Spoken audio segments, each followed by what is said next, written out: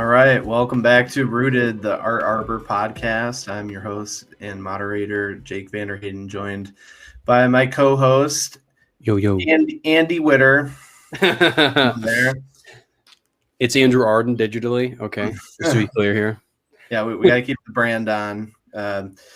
So today we're just doing a little update about a lot of things going on. It's been a while since just the two of us have been on here. We've had a lot of phenomenal guests on the pod. We were just really excited to crank through some stories that we've been wanting to share with all of you, and really excited about what all of those individuals are doing and following along with what they have going. But just wanted to acknowledge this new space I'm in. I've moved this summer. I bought a house from a YouTuber. I will not disclose who that is, but this was there's an aura in this room. There's a lot of content filmed in here as well as in my garage, which was also a studio. So lots of potential for content creation in the house. There's like some nice sound paneling in here. Hopefully the audio sounding nice and crispy. It is. Yeah. So yeah, interested to hear that on the playback as well. But, yeah, it looks really good. I mean, the space looks nice. I'm excited to see what you do with it, man. Yeah, we're always working on optimizing this thing, optimizing the setup. So play with the lighting, play with the sound, all the fine tuning. We'll get to an end state where we're gonna have a nice cozy space for Rooted going forward. Yeah. Before the call, we were doing some lighting adjustment here, and so I'm excited to see how you do the lighting, and the sound paneling is a great start though. Your audio is crisp. Yeah, there was a ton of it in here. There's some on the ceiling as well, but I had to, also create a vibe in here. I couldn't have it be falling apart and all sorts of colors everywhere. So I think this coastal palette looks good for those that are watching the video. You can see what I've got going on in here. Yeah, the vibes. Can't see me though. I got the little green screen behind me. No one wants to see my stingy little office. It's our overflow room, so it just junk behind me. There's just all sorts of stuff. The cats love it though. And other than that, the only major personal update was concluded my 6 years serving on the board of the West Michigan Jazz Society. Got to go back to Michigan and enjoy the final concert of my board term. Of course, that's the series Jazz in the Park is still going. If you are local to the Grand Rapids, Michigan area, West Michigan. With all the heat this summer, there's been some postponed shows. Got some good stuff coming up. Definitely check that out. The Jazz Society's website is wmishjazz.org. And volunteer, join, become a member, or just attend. The concerts are all free, really high quality jazz programming from our guest from the last podcast episode, Dr. Jordan Van Hemert. He is also on the board and does all of the coordination for the programming. And he also performed live at the show that I was at the end of June. So excellent concert. Anyone who even likes music in general should definitely check these out. They're just a really good time to go to. I know some be like, I'm not big into jazz, but they're excellent. Whether you like jazz or not, it's a good hang. Worth it. Absolutely. So other than that, what's going on with you? I want to ask, dude, that's crazy. 5 years on the board. Quickly, I guess, is there anything else you're trying to replace some of that energy with for community and music? Yeah, I mean, I'm definitely trying to funnel some of that back into Arbor, some extra capacity there. And then also working on the group that I manage in the Blue Jazz Ensemble, mostly, as mentioned before here on Rooted, that it's a wedding group at this point, but it's still really good for the musicians to be able, even though it is more or less background music for a lot of people at the wedding, it is a chance to still play and make a vibe and still perform. And it is ultimately the music that I think everybody loves that they're playing. You don't stretch out quite as much when you're at a wedding as you do if you're at a jam session in a bar or something like that. But Yeah, I mean, some people do though. Don't let them fool you. But the ideal vibe is for sure just more chill. I always loved it. I mean, I was in band for like almost 5 years, so it was the vibes. It was always the vibe, the magical wedding day vibes. It was fun. They're fun, and well, yeah, I'm glad to hear, man. I'm with you. I've got a couple of life updates in the past, but I haven't really covered. I started my own podcast. So for some of you listening out there, I started a podcast called Endless Curiosity. Kind of where it came from for me was I really wanted to, it's not letting me share, sadly. So if you go to Spotify, it's on Spotify. There's like a little AI image that I use just for something besides my face that's called Endless Curiosity. It's got like a little Buddha on it and like a drum. And I got 3 episodes so far. My consistency has not been ideal, but it's been great though. I try to do about an episode a month. It's my goal. Same with this podcast. We're trying to do 12 a year. We actually hit our goal, so that's cool. We'll talk more about that a little bit later. But I'm doing my own, and I'm looking to have guests at some point. I'm trying to do 10 solo episodes before I go to a guest, and kind of get some spices going. Obviously, Jake will be one of my first guests, so keep your eyes peeled for that. Another thing. I've started doing bookkeeping for Samina, my lovely partner. She's got a company called Styles by Samina where she does a whole host of beauty things, mostly hair color, cut, but she's starting to expand some things as well. She's super, super talented, and I would say very creative. We'll look to have her on the podcast at some point because she's super creative. I mean, I know very few people who are as multifaceted, creative as she is, and it's been a lot of fun learning the science of accounting and doing that and finding the collaboration between my whole mission, which has been connecting the business world and the art world, and to see more actions beyond kind of revealed to me, and to take action on that and to have a life that's just more aligned with that true connection between the two has been really fulfilling. So, yeah, I have more to come on that. At some point, I'll open up my book of business, hopefully, and start taking on more clients. But for now, understanding it and learning it has been a lot of fun. So yeah.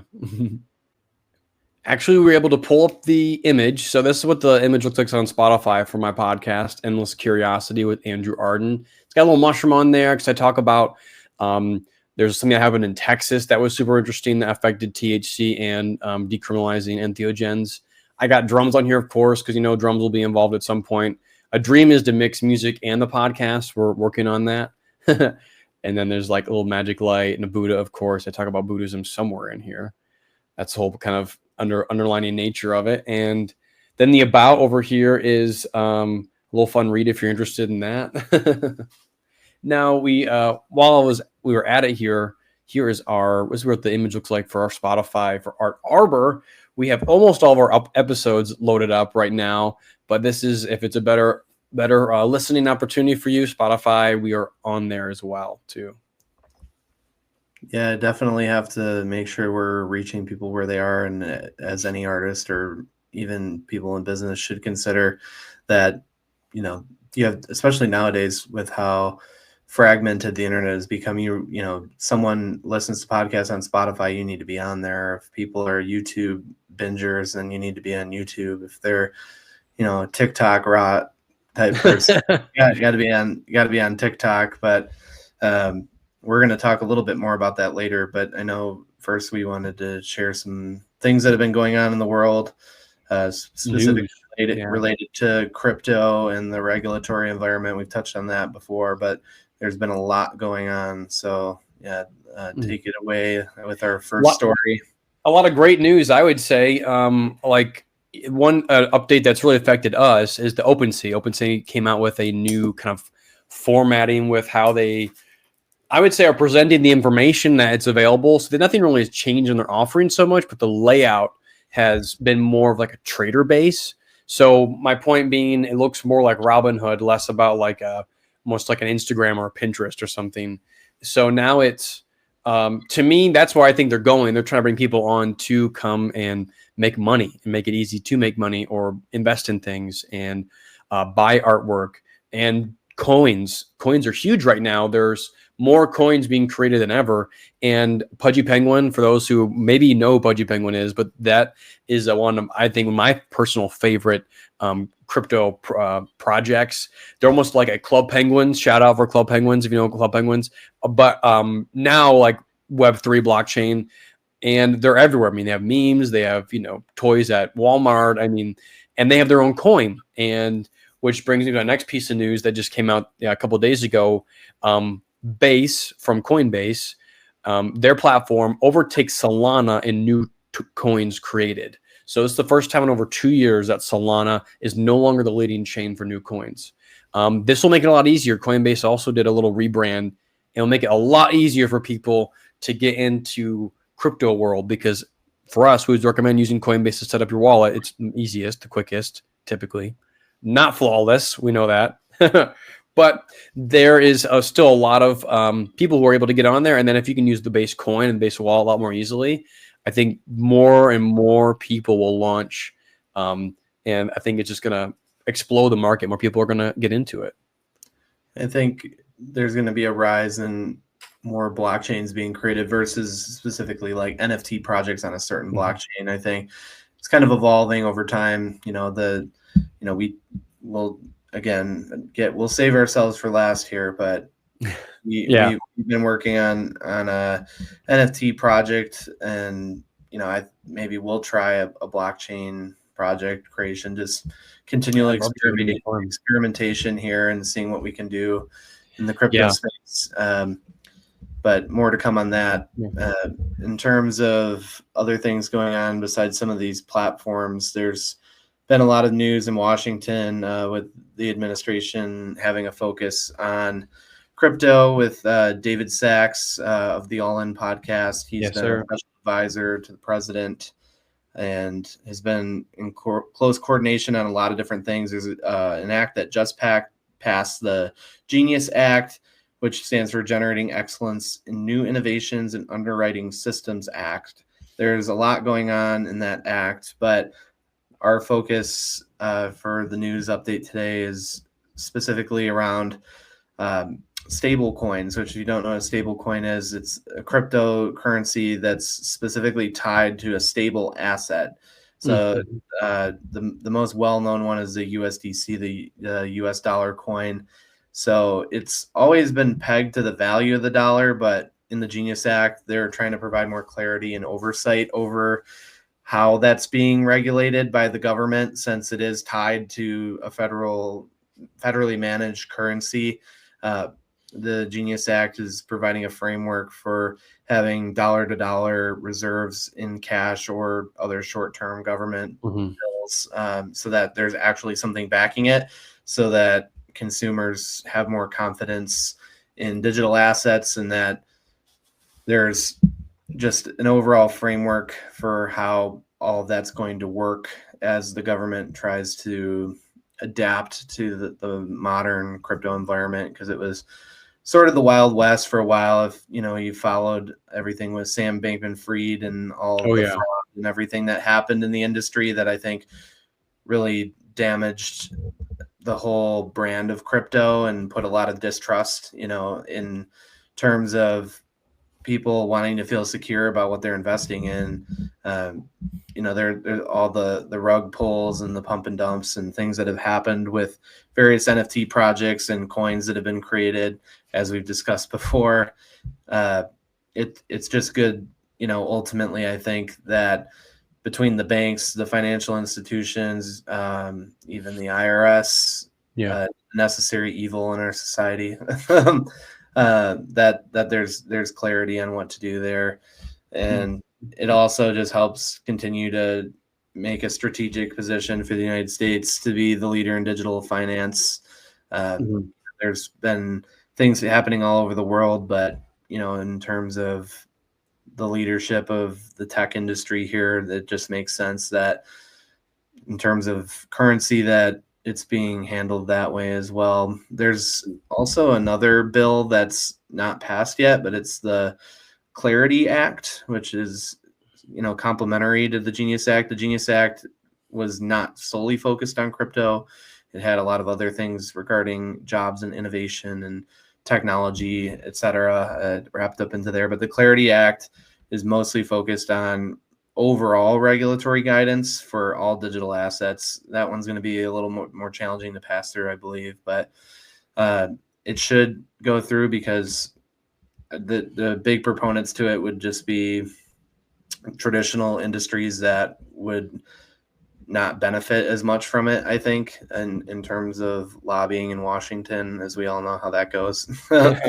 So that the prior administration was pretty tough on the crypto industry. I think a lot of it was good for consumer protection, but as long as that there is actual clear regulations and things like stable coins in place first that help solidify the value of crypto, not have so much volatility for investors that don't know too much about what they're getting into, that it'll be a good thing for consumers ultimately. There's some, like with anything, there's some businesses that won't benefit from that, and why cling on to that when this is clearly the future? I think is definitely our belief at Arbor. So we're kind of on pause with a lot of things. Yeah, before we move on, I want to get to the fact that the market is reacting with what you're pointing out here. Coinbase is leading the way in a big way. They've launched just in the past 2 weeks. This has all happened. Not even, I think it's the last week actually. Coinbase launches a tokenized stock, and so what they're trying to do here now is Coinbase is trying to roll out everything in everything exchange. This is like a one-stop shop that aims to create faster, more accessible, and truly global economy. So they're looking to bring more assets on chain, and they're thinking globally. On my podcast, I think a couple months ago, I talked about how they have this new construction initiative in West Africa where they basically help get funding, I anticipate, through leveraging Web3 technologies to construction companies out in Africa who are having issues with the regulatory, maybe the money, the building. It's just a different environment. And they saw an opportunity and said, what if we bring crypto? And what would that do? And now JP Morgan is also, just this past week, JP Morgan Chase partners with Coinbase to expand crypto access. So now you can sync your Chase account up to your Coinbase account and exchange points and funds more easily. Coinbase also launches a mobile wallet that users can buy with Samsung Pay. So they broken into Chase members and now into Samsung Pay. So it's like they have this dual thing, and so no one's really holding back now. To me, people are making all these moves and all these jumps, and the current administration, to your point, Jake, is supporting all these moves. Yeah, I think another reflection of that too is, of course, there's volatility and the price is going to be moving every day. But since we've done the last crypto update on the pod here, Bitcoin has hit 120,000 US dollars to one Bitcoin, wow. Which as we inch closer towards the next halving of Bitcoin, I anticipate that to continue to increase at an even more drastic rate in the coming years. But right now, if you would have invested in that even 5 or 10 years ago, you would have had a pretty nice return there. And I think that's how most people have seen Bitcoin, as more of a speculative investment versus high risk, for sure. Yeah, not as much of transacting in a currency. And I think we're seeing this all evolve. There's definitely some interesting things going on with the financial institutions, like what was just mentioned. Coinbase is also launching a credit card as well that's going to give you rewards in crypto back. So every time you swipe your card, you're going to get crypto deposited into your account that's tied to it. So there's a lot of interesting initiatives going on with the major players in crypto and collaborating with the major banks as well, with what they have going on, like in terms of Wall Street investing in, these big funds. There's been a lot of, direct purchases of Bitcoin, Bitcoin ETFs, electronic traded funds, just any application of adopting crypto as a store of value, kind of similar to how gold or silver has been used as a store of value for investors for a long time. I think, that shows the long game, that institutional investors are actually putting a long-term value on where crypto is going because they're putting assets under their management into these assets instead of more traditional assets in the portfolio like stocks and bonds, short-term investment other than bonds. It's interesting to think about that. If you were to put $1,000 in Bitcoin 5 years ago, it would be worth $11,000 today. $11,000. And the next halving of Bitcoin is, like Jake was saying, is in 2028. So we've got, about 2.5 years before this. It just halved in 24 in April. So it's every 4 years. And I mean, for me, it's high risk, sure, but the trajectory keeps climbing, and that it's worth at least putting some speculative amount, maybe a amount that you can risk losing potentially. But the long game, if you do the 5, 10, 15, 20 year on Bitcoin so far, it's an insane return. Yeah. And usually when you see these types of increases, traditionally, if you were doing analysis in the stock market, it would be pricing in long-term value. So if you continue to see, volatility could come from a various number of things. Bitcoin generally has fluctuated with the overall U.S. stock market. We've seen there's some correlation there, but in terms of long-term value, it increases over time. If you look at the chart, you just have to zoom out a little bit to see the volatility coming out. But what I was specifically drilling into with why it's volatile is mostly because of the supply. I mean, if it hits, whenever Bitcoin has hit a new high price, there's a lot of people cashing out of the casino, so to speak, that I think don't see the long-term value of holding it any longer. They see a new high price and they're cashing out, and that makes the price drop. So if you're interested in investing in it, of course, do your own research first, look into multiple viewpoints and sources, but know that at least with Bitcoin as a store of value, that a lot of the large players are digging into this more and really taking it seriously. So I'd say don't be left on the sidelines. It's not quite where we'd expect it to be in terms of transactional. Too volatile. Yeah.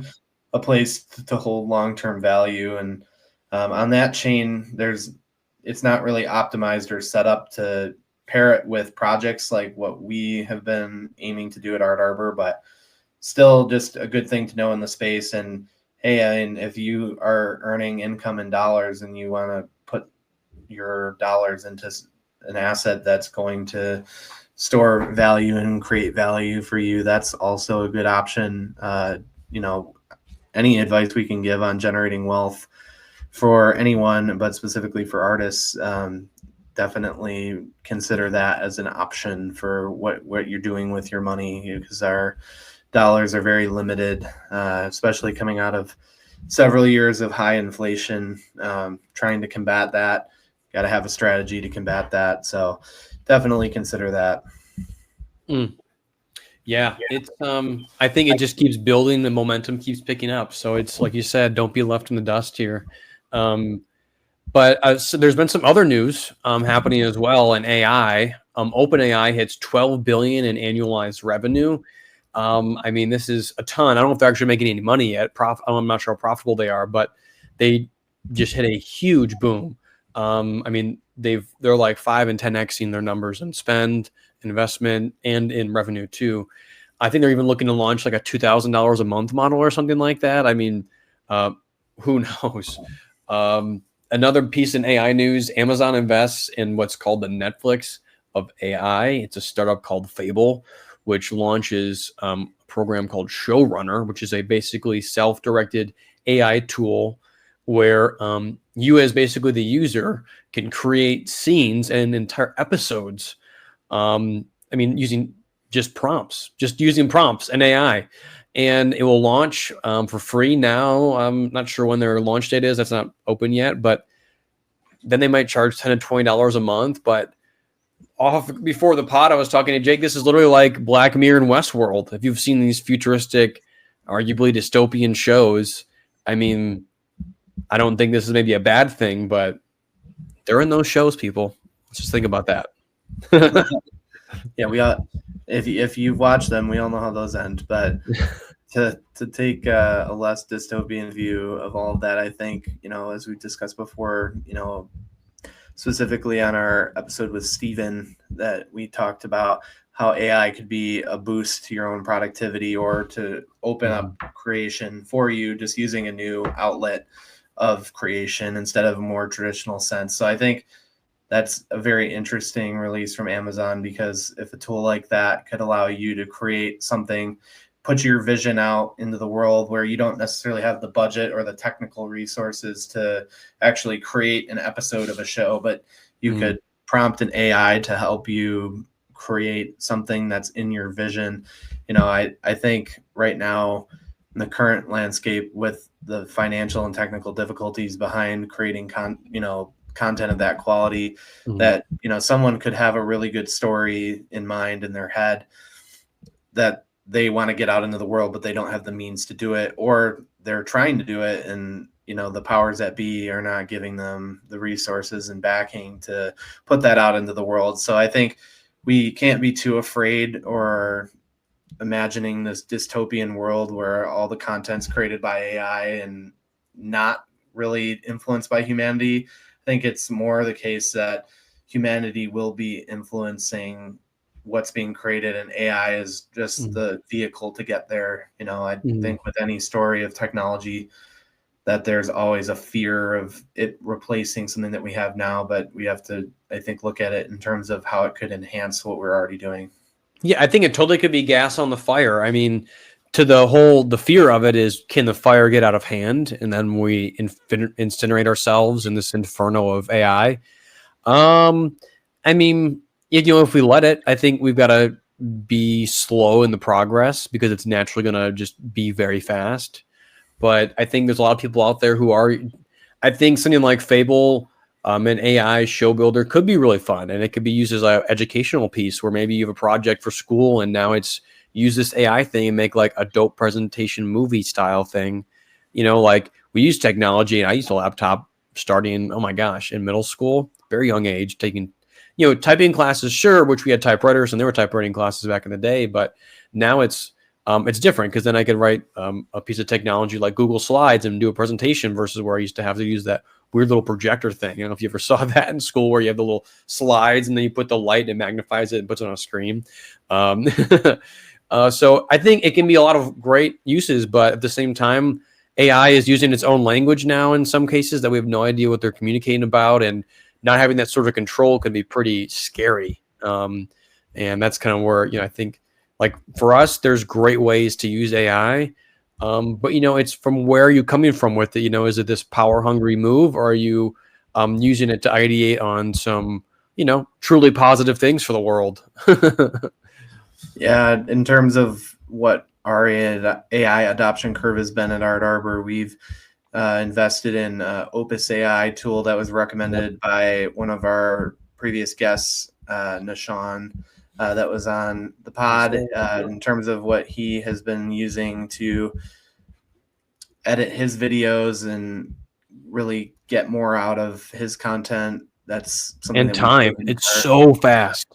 As someone who's literally edited short form videos, it is the fastest tool out there. Like wicked. It's what you want. It's almost a nearly at this point perfect execution of AI. It still has a long way to go, but it just saves so much time. It's crazy. Like we're still taking the time to make this podcast and to create content and put things together, but also to handle a volume of output in terms of what it takes to actually be consistent. And we talked on that podcast about his project Creator Quest and what it takes to actually make it online, and we're trying to stay true and hold ourselves accountable by posting regularly to try to boost ourselves and our audience, and to serve you all more too. If the podcasts are long, I get everyone's attention spans are not the best these days, so but if you made it this far, I mean, you made it this far, but also too, like the short form hit me the other day with a podcast. It was a thumbs up. It was basically a short form video I saw. I was like, oh my God, this podcast just happened. I dropped everything and went and listened to that podcast If it wasn't for TikTok, I believe it was, I would have known about that podcast most likely. So, yeah, I think it's also, like you said, just calling back to what I said earlier, reaching people where they are. yeah. If someone, it's a good discovery tool. I mean, TikTok is still a really good medium for you to go on and find things that you're interested in. And if you see it's literally like a commercial for what you're doing. If you're looking at your business or your art or whatever you're trying to put online, just think of these short form, clickbait type videos as a little commercial or a little taster of, what's out there. I mean, if someone is seeing this in a short form video, I'd encourage you to come check out the full podcast. Like if you found value in what I'm saying in 30 seconds, come see what I have to say in 30 minutes. Oh yeah, baby. But I think using AI to do that is just a productivity tool, like we talked about on our podcast with Steven, that, we're still making the art and the creation, but we're just boosting our output using the tool. And I think, besides just a productivity tool of cutting down the time, there's also like a really interesting artistic element to what you can do with AI to enhance what you're doing. One example in the news has been, for those of you who don't know about the Sphere in Las Vegas, it's a large entertainment venue, basically optimized for an immersive experience. It's not quite 4D. I've been there and seen Postcard from Earth, which is the main movie that you can see on a regular basis there. It was shot with, I think, some of the most intense camera work in the world in history.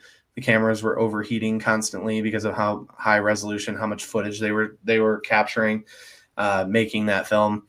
And the whole thing is full of, an immersive sound experience. And it's really, really cool. If you're in Las Vegas, you should definitely check out the Sphere. But the thing that's been in the news lately is that their studio, Sphere Studios, has produced a recreation of the Wizard of Oz that they're going to be playing in the Sphere.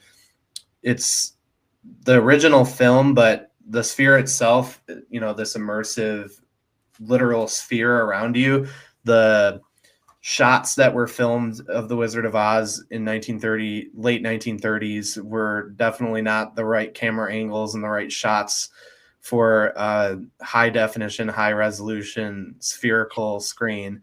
So I've seen some really interesting clips that they've used AI to take the original shots in the film that MGM filmed for The Wizard of Oz, and AI filled in the rest of the background and created extra footage that did not exist from the original film, and it blended it all together. And also they had AI do some retouching because of how grainy and low quality the film was compared to modern film.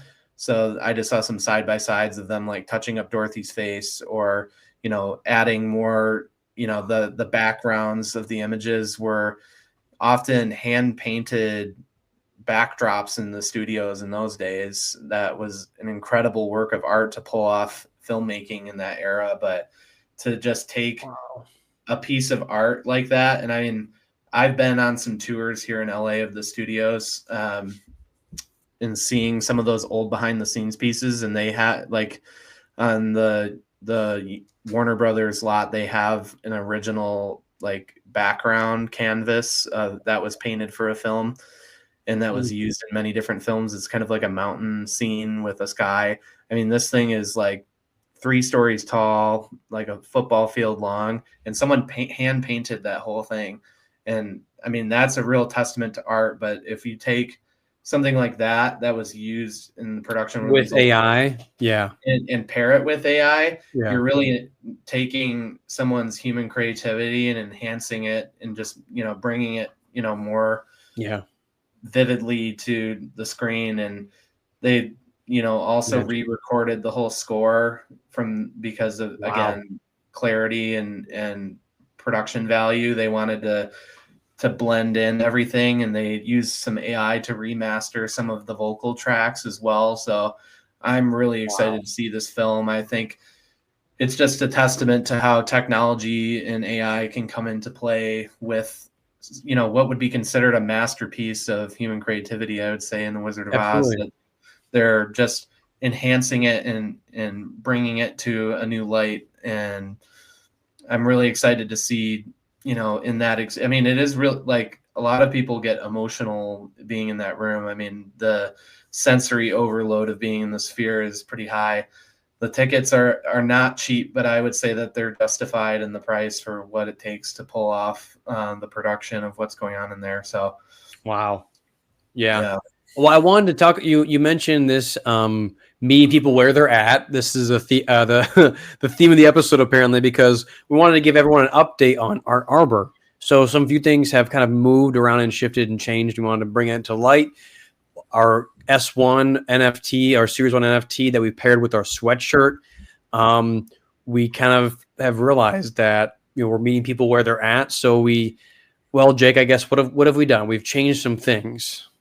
Yeah, so we had launched our NFT project and created some pretty clear instructions and framework on how to navigate it, and we had some success, but due to some actual pushback, I think, from financial institutions, like I won't mention the ones, but some of the issuers of credit cards and things had some concerns when we were trying to assist people with checkout, where when we were using the service MoonPay, which converts your dollar purchase into crypto to purchase the NFT, which we were using on the Ethereum network, that the transaction wasn't going through, and we had some roadblocks. And some of the platforms have changed. Like we mentioned, OpenSea updated to their OS2. We were operating off of their OS1 when we had launched our project. And then I think there had been some changes with MoonPay as well in terms of their partnerships with the financial institutions. So, like I said, we're kind of taking a pause on the crypto because we're waiting for the regulatory environment to catch up. Hopefully some of these things that are going on in the federal government assist with that and allow us, it's great if Chase is allowing people to use ultimate reward points to convert into crypto, that maybe, on a platform like OpenSea, that you would be able to use your credit card directly to purchase something, and then the conversion would happen. Just like if you bought something in a foreign currency and your credit card does the conversion, it'd be great if you could make crypto purchases the same way. So in the short term, what we're doing is we've had a Substack, which some of you might already be on the Substack. We have some subscribers. Shout out. And if you've already subscribed for our lifetime membership, we appreciate that. Or, even our free subscribers, if you're listening, we'd encourage you to upgrade to our founding member package, which right now is what our goal price for our fundraiser project for our NFT that we had done. We're trying to match the same price because those who do have the NFT have seen that Ethereum has increased a lot of value. And now, in addition to some technical logistical issues, the price of our NFT has went up significantly. Doubled. It's doubled. It's going to the moon. It's insane, people. Just think about that. It's literally doubled in 3 months? I mean, sure, It's volatile, but that's just insane. I can't believe it. So still a good store of value, still a long-term prospect, I think. But, we also have had some feedback from friends and family or viewers or whoever that has tried to purchase and was like, I don't get crypto. I don't trust crypto. I just want to buy it money. Like, we get it. We tried. We have to admit when something isn't working, that we shot our shot, right? Shoot your shot. So I'd say, maintain flexibility. But yes, if you subscribe to the Art Arbor Substack as a founding member, you will get the benefits that we were promising for the NFT project, and you'll get a lifetime access to our Substack, which we also will be offering to those that purchase the NFT. So we'll go both ways. We're flexible here. There's a ton of perks. We're giving you the sweatshirt. You'll be getting the beta access to the future platform, a complimentary 1-hour artist agency consultation with us, and a lifetime comp, of course, and surprise and delight things along the way.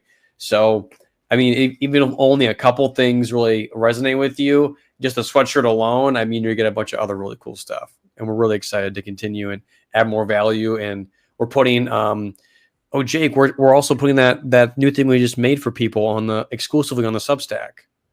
Absolutely. We're going to continue to have, various types of content on the Substack. If you're not familiar with Substack, it's really a freemium platform. There's a lot of free content that you can scroll through, but a lot of times as a strategy, creators will have a premium section, which is what we're aiming to do here with our either monthly, annual, or founding members on our Substack page, where you'll get some exclusive content. And another benefit, that we're offering in terms of value, like mentioned, if you sign up for this, you'll get a consultation with us and we'll help you build your brand, work on your business, do some accounting stuff, whatever you really need. It's basically an open session, but try to provide, between all the members of our team, a holistic solution for you. And then, would like to also offer our services going forward if you like what we have to say and it's working for you. As a small agency, we'd like to do some consulting work as well, as we continue our mission of serving artists and creating value for artists, building relationships, all of that. And basically any proceeds from any of that will go towards our operations and continuing what we have going here.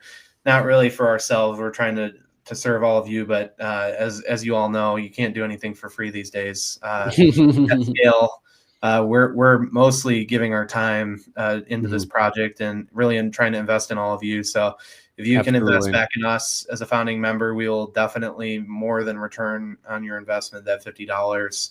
I think the sweater alone could be justified for $50. I mean, if you go into a little boutique shop, or concert merch, like I've seen sweaters for like $150 at a concert. So yeah. And then we know the sweatshirt, because we're doing it now, costs like $20 for them. So it's, maybe cost of goods sold is $20. Ours, I mean, we're not really making much, if any, money at all with the $50 for a sweatshirt. I mean, yeah, we're obviously not doing this for the money. So anyone who thinks that, I mean, I know the four of us together with helping someone in their brand will pay out immensely in the thousands of the dollars. Yes. So yeah, if you want to find us on Substack, you can search for our Arbor. Will pop up. We have it linked everywhere. That's another important piece of your marketing, your brand, is making sure you have links. Substack can also serve as a hub. You can have all of your content on here, all of your other links, your social media. You can directly post content on here. It actually does have some AI too, helps generate some clips. And also, like we mentioned, we're on Spotify. There's distribution for podcasting on free hosting, which is sweet. Yeah, it creates the RSS feed for you, which is what's necessary in protocol to get your podcast distributed. So, related to other tools that charge a fee for that, there's a lot of value here. We found an immense value in Substack. Great way to direct, when you post, there's an email that's sent out, notifications. So a great way to directly engage with your audience and get the word out and build an email communication. You can get, a comment section going. You can direct message on here. Really, I'd say a good alternative to, having a website if you want to have a hub for everything that you're doing as a creator or as a business, or just as yourself, if you want to get your word out to people. I'd say this is a really good platform to do that. We are not sponsored by Substack, but if they're listening, we'll consider it. We would maybe consider it actually, but yeah, this is a non-sponsored plug for Substack. But yeah, definitely get on there and subscribe as a founding member if you'd like to get some consultation from us, as well as the sweater that's going to be coming out for the fall for cozy season, spooky season. You're going to be rocking your Arbor sweater and spreading the word about our mission of serving the artist community. But for today, I think that pretty much wraps up what we've been up to. So we're going to definitely have some more guests on. I think the guests are the most fun thing about the pod, but we also want to make space for just our general updates on here as well, keep you informed. And then, make sure to check out all of our platforms besides Substack. Find us on TikTok, Instagram, Facebook, wherever you might be. See some of those short form clips that we're cranking out right now. Shout out to the rest of our team, Tim and Andrew Peters, that are helping us pull all of this off as well in the background. Magic. So that wraps up episode 12 of Rooted, the Arbor podcast. Look forward to being with you again soon. Peace. All right, guys. Peace.